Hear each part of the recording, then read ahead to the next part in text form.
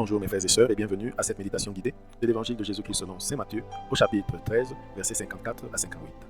En ce temps-là, Jésus se rendit dans son lieu d'origine et il enseignait les gens dans leur synagogue de telle manière qu'ils étaient frappés d'étonnement et disaient: D'où lui viennent cette sagesse et ces miracles? N'est-il pas le fils du charpentier? Sa mère ne s'appelle-t-elle pas Marie?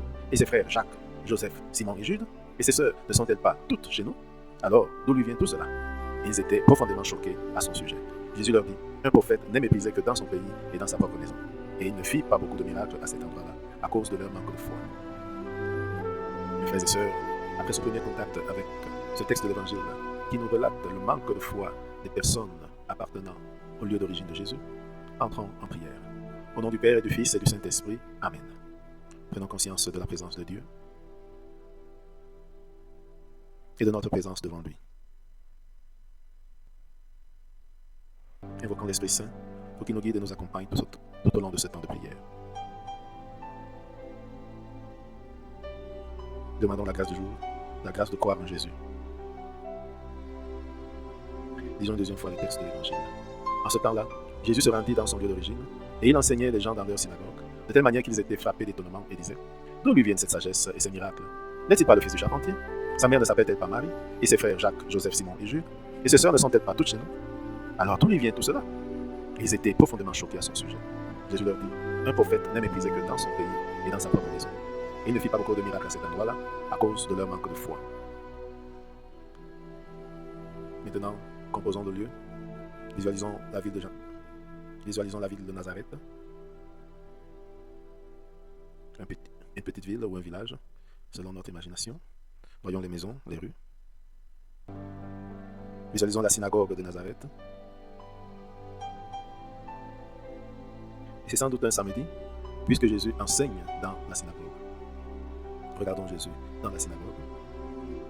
Regardons les gens qui sont venus dans la synagogue pour prier et écouter la parole de Dieu le jour du sabbat. Regardons Jésus qui les enseigne. Essayons d'écouter ce qu'il dit.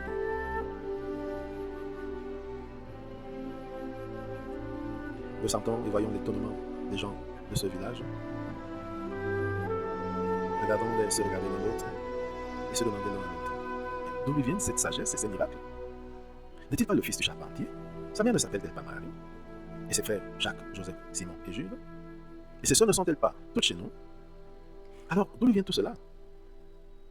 Ressentons leur étonnement. Voyons qu'ils sont profondément choqués à son sujet. Choqués, incrédules. Regardons Jésus. Ressentons comment il vit cette situation. Écoutons ce qu'il nous dit. Un prophète n'est méprisé que dans son pays et dans sa propre maison. Et voyons qu'à cause de leur manque de foi, Jésus ne peut pas faire beaucoup de miracles à cet endroit. Réfléchissons sur ce que nous venons de visualiser.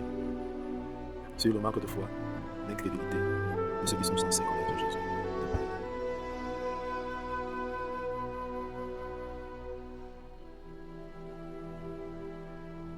Ce manque de foi qui a pour conséquence peu de miracles. Réfléchissons sur notre propre vie. Avons-nous déjà vécu cela?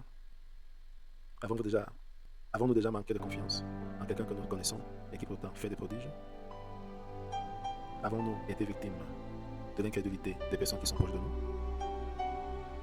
Nous voyons tous ces moments.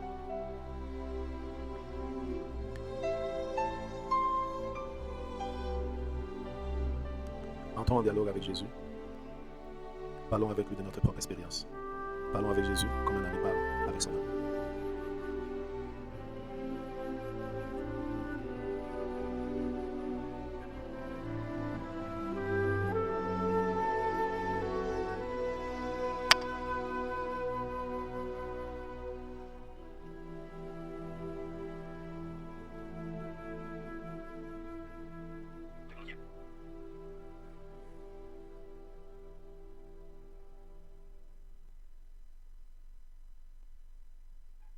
Terminons notre prière par la prière reçue du Sauveur. Notre Père qui es aux cieux, que ton nom soit sanctifié, que ton règne vienne, que ta volonté soit faite sur la terre comme au ciel. Donne-nous aujourd'hui notre pain de ce jour. Pardonne-nous nos offenses, comme nous pardonnons aussi à ceux qui nous ont offensés. Et ne nous laisse pas entrer en tentation, mais délivre-nous du mal. Amen. Au nom du Père et du Fils et du Saint-Esprit. Amen. Bonne journée.